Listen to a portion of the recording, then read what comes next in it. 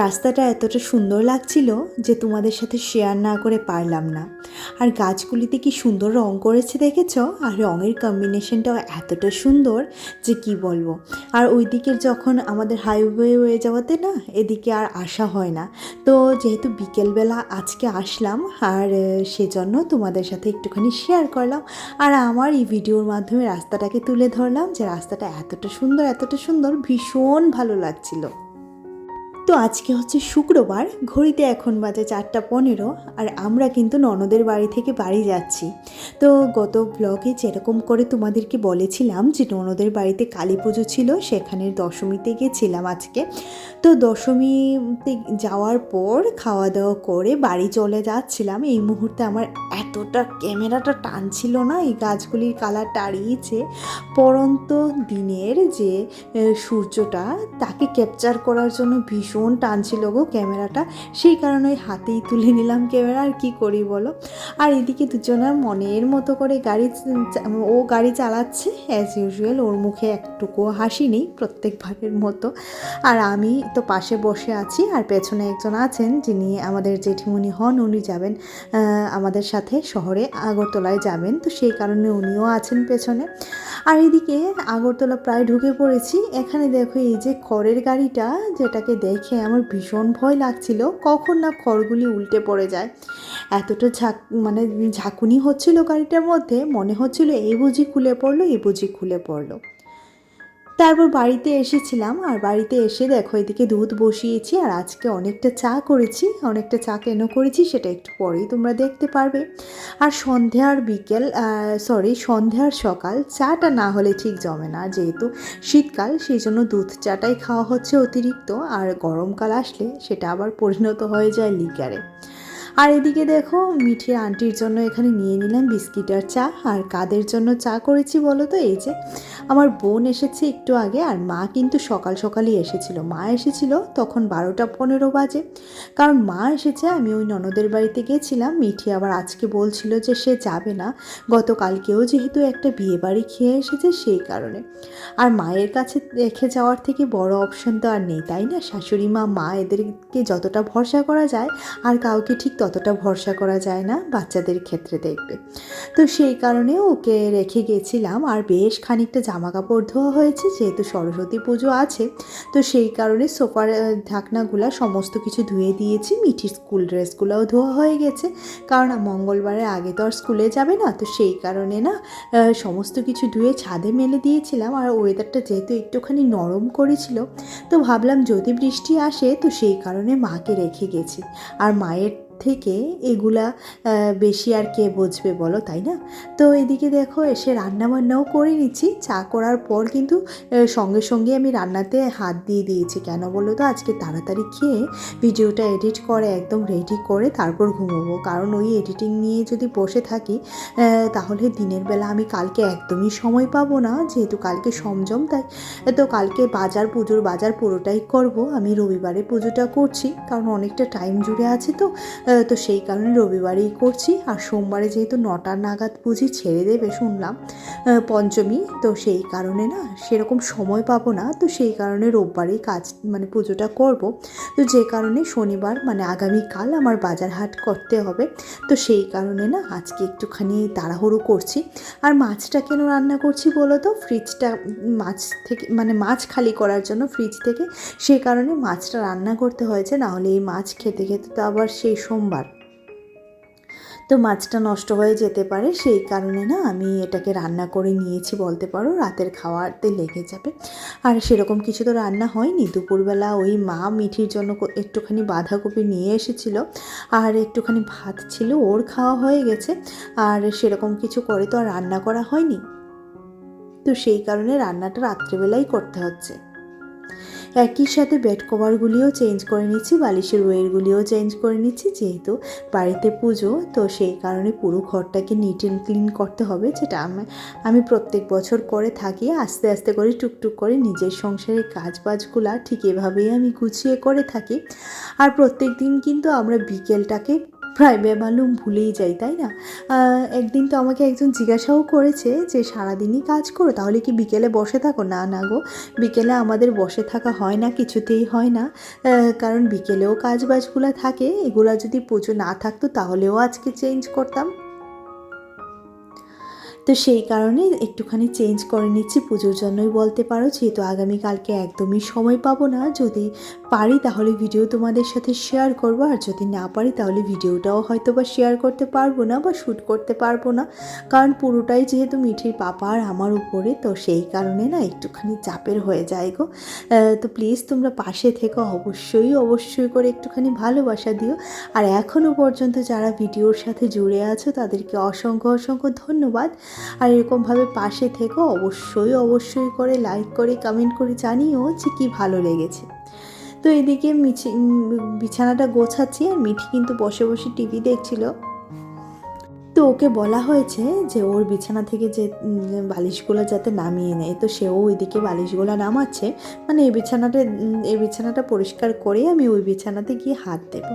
আর এদিকে সব সোফার ঢাকনাগুলো না কি সুন্দর শুকিয়ে গেছে, কি যে ভালো লাগছিল এসে দেখে, কি বলবো। তো মাকে জিজ্ঞেস করলাম যে ভিজেগুলো এনে এখানে রেখে দিলে কেন গো? মা বলে না না, কি সুন্দর করে শুকিয়েছে দেখ, একটু একটু যে রোদ উঠেছে আর প্রচণ্ড হাওয়া বইছিল, জানো তো, ওই হাওয়ার কারণে না সমস্ত কিছু শুকিয়ে গেছে। আর একটুখানি ঘর দোরটা গুছিয়ে রাখছি, কেন বলো তো, আগামীকালকে সকালে স্নান করে পুজো দিতে হবে, তারপর রান্না করতে হবে, যেহেতু বললামই তো সংযম, তো সেই কারণে প্রত্যেকটা কাজ একটুখানি নিট অ্যান্ড ক্লিন, এমনিতেও তো সারাদিন নিট অ্যান্ড ক্লিন করা নিয়েই ব্যস্ত থাকি, তার মাঝখানেও একটুখানি আরও পরিষ্কার পরিচ্ছন্নতা মেনটেন করতে হবে আগামীকালকে। তো সেই কারণে কাজের চাপটা যেহেতু বেশি, আমি কিন্তু এই কাজগুলো যেদিন বুঝি আমার সংসারের কাজের চাপ বেশি, সেদিন কিন্তু আমি আগের দিন রাত্রে সমস্ত কিছু কমপ্লিট করে ঘুমাই। এবার 1টা 2টো বাজুক বা 3টে বাজুক, তাতে আমার কিছু যায় আসে না। তাহলে মনে হয় কি বলো তো, আগের দিন সমস্ত কিছু রেডি করে ঘুমোলে মনে হয় যে মাথা থেকে ওই চিন্তাটা নামলো, জানো তো, যে ঘুম থেকে উঠে আমার এটা করতে হবে সেটা করতে হবে। ওই এত কাজের চাপ নিয়ে যখন ঘুমাই না, তখন আমার ভীষণ মাথা যন্ত্রণা করে, এমন আছে দেখতে পারো যে আগামীকালকে আমার শরীরটাই খারাপ করলো। তো সেই কারণে সমস্তটা পরিষ্কার করে তারপরে ঘুমোতে যাই। আর এদিকে মেয়ে বসে আছে, বলেছিলাম না আর খুব বেশি দিন এখানে ওর সোফাটা থাকবে না, তো যথারীতি দেখো সেটা সরে গেছে।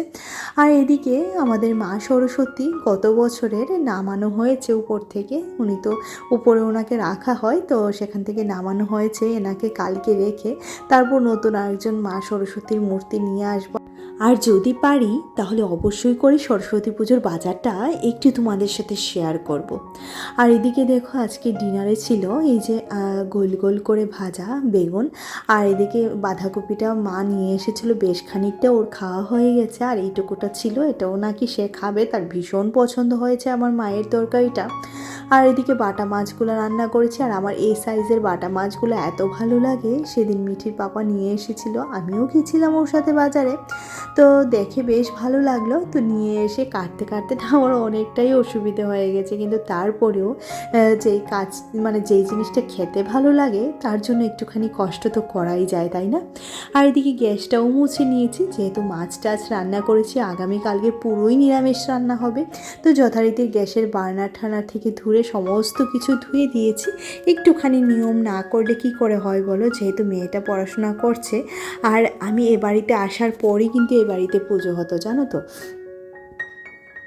এ বাড়িতে আরও অনেকেই থাকেন, কিন্তু কখনো না কোনো ধরনের পুজো এ বাড়িতে হয়নি, কিন্তু আমি যে বছর থেকে এসেছি ঠিক সে বছর থেকেই আমি সরস্বতী পুজো করি, আর যেদিন থেকে বাড়িতে এসেছি সেদিন থেকে আমি আমার গুরুদেবের পুজো দিই। আমার না পুজো দিতে ভীষণ ভালো লাগে, পুজো দিতে, তারপর ঠাকুরের কাজ করতে, এইসব কাজগুলি আমি ভীষণ পছন্দ করি, জানো তো। সেই কারণেই হয়তো বা শাশুড়ি মা দায়িত্ব দেন যে এই পুজোটা তুমি করো, সেই পুজোটা তুমি করো, কিন্তু এখন আর সেরকম দায়িত্ব পূরণ করতে পারি না, কারণ কাজের চাপটা এতটা পরিমাণে বেড়ে গেছে। আর যারা আমাদের মতো ভিডিও করো, যারা ঘরে বসে থেকে ভিডিও করো, বাচ্চা সংসার সমস্ত কিছু সামলে, তারা কিন্তু বোঝো সেই ব্যাপারটা, যে এতটা পরিশ্রম হয়ে যায় নিজেদের উপরে, দিনে বলতে গেলে 3 থেকে 4 ঘন্টাও ঘুমানোর সুযোগ পাই না, তো সেই কারণে না একটুখানি অসুবিধা হয় বটে, কিন্তু তারপরেও যখন তোমাদের সুন্দর সুন্দর কমেন্ট পাই তখন কিন্তু ভীষণ ভালো লাগে। সমস্ত বাসন আমার মাঝামাঝি হয়ে গেছে, একটুখানি সার্ফ দিয়ে ভালো করে ডাইনিং টেবিলটাও গ্যাসটাকেও মুছে নিয়েছি, কারণ এটাতে যেহেতু আঁশ খাওয়া হয়েছে সেই কারণে একটুখানি ভালো করে মুছে নিয়েছি। গ্যাসটাকে তো খুবই ভালো করে মুছেছি, যেটা প্রত্যেক দিন করি তার থেকেও দ্বিগুণ ভালো করে মুছেছি। আর এই যে প্রত্যেকটা থালা গ্লাস বাটি সমস্ত কিছু ধোয়া হয়ে গেছে। তো চলো এগুলিকে ধুতে ধুতে আজকে আমার কিছু মিষ্টি মিষ্টি দিদি বোনেদের কমেন্ট পড়ে নেওয়া যাক। তো আমার লাইফ উইথ স্মাইলের রুম্পা দিদিভাই বলছিল, সত্যি গো, সংসার ও সন্তান নিয়ে আমিও সময় পাই না, এজন্যই ভিডিও ছাড়লাম না। তো দিদিভাইও সত্যি খুব সুন্দর ভিডিও বানায়। দিদিভাই আবারও বলছি, প্লিজ তুমি ভিডিও দাও, তোমার ভিডিও আমার ভীষণ ভালো লাগে। তারপর ইয়াম্মি ফুড রেসিপি থেকে কমেন্ট করেছে, খুব ভালো লাগলো, অসংখ্য ধন্যবাদ। আর এই মুহূর্তে পর্যন্ত এখনও অবধি কারোর কমেন্ট আর আসেনি, সেই কারণে আর পড়া হয়নি। আর যাদের কমেন্ট আসবে পরবর্তীতে যাদের কমেন্ট আমি পড়তে পারবো না তাদের কাছে এখন থেকেই ক্ষমা চেয়ে নিচ্ছি। আর এদিকে দেখো সমস্ত বাসনপত্র মাজা হয়ে গেছে, কোনো রকম করে কড়াইটাকেও মেজে নিয়েছি। এই মুহূর্তে প্রচণ্ড কোমর ব্যথা করছে, কারণ বসে থেকে না অনেকগুলি সবজি কাটা হয়ে গেছে। ওই যে বললাম রাতের কিছু সুঅভ্যাস আমাদের পরের দিনের সকালটাকে খুবই সুন্দর করে দেয়, সেটা কিন্তু সত্যি। কারণ যেহেতু আগামীকালকে নিরামিষ রান্না করতে হবে, সেই কারণে সমস্ত কিছু ধুয়ে মুছে পরিষ্কার করতে হবে। শুধুমাত্র রান্নাঘরটা মুছবো, স্নান করব, তারপর পুজো দিয়ে রান্না করতে বসবো, এইটুকুটাই। আর সমস্ত কিছু সেরকম রেডি করে রেখে দিয়েছি। আর এই যে দেখো একটা সবজি হবে, সবজিটাকে কেটে সুন্দর করে রেখেছি। ভ্যারাইটিস রকমের সবজি আছে এখানে, রান্নার সময় তো তোমরা দেখতেই পারবে। তো এটাকে একটুখানি ঢাকা দিয়ে বাইরেই রেখে দেবো, কারণ এটা প্রচণ্ড পরিমাণে ভারী হয়েছে, ফ্রিজে রাখতে একটুখানি টেনশনই হচ্ছে। আর বাঁধাকপি আর আলুর সাথে কেটে নিয়েছি, আলুটা দিয়ে বাঁধাকপি হবে। আর এদিকে দেখো কুমড়ো ভাজি আর উচ্ছে ভাজি, দুখানা আলাদা আলাদা করে করব, কারণ মিঠির বাবা তো উচ্ছে খায় না, সেই কারণে কুমড়ো ভাজিটা ওর জন্য করবো, আর আমরা সবাই উচ্ছে ভাজি খাবো। আর আমার দিদা আগামীকাল আসছেন, যেটা শুনে আমার এত ভালো লাগছে যে কি বলবো। আর এদিকে দেখো সমস্ত বাসনপত্র এবার ধুয়ে দেওয়ার পর ওই ঝুড়িটা উপরেই রেখে দিয়েছি, জলটা পড়ে যাবে। আর এদিকে সমস্ত কিছুকে প্রণাম করে নিচ্ছি, রান্নাঘর থেকে যাওয়ার আগে সমস্ত কিছু আমি প্রণাম করে নিই আর বিদায় নিই রান্নাঘর থেকে, কারণ সমস্ত আগামীকাল সকালের আগে তো আর এদের সাথে দেখা হবে না, তাই সমস্ত কিছুকে একটুখানি বাই বলে গুড নাইট বলে নিই। আর একটুখানি দেখেও নিই যে সবগুলো সুইচ অফ আছে কি না, গ্যাসের লাইনটা অফ আছে কি না। তো চলো আজকের মতো এখানেই রাখছি, দেখা হচ্ছে পরবর্তী আরও একটা ব্লগে। টাটা।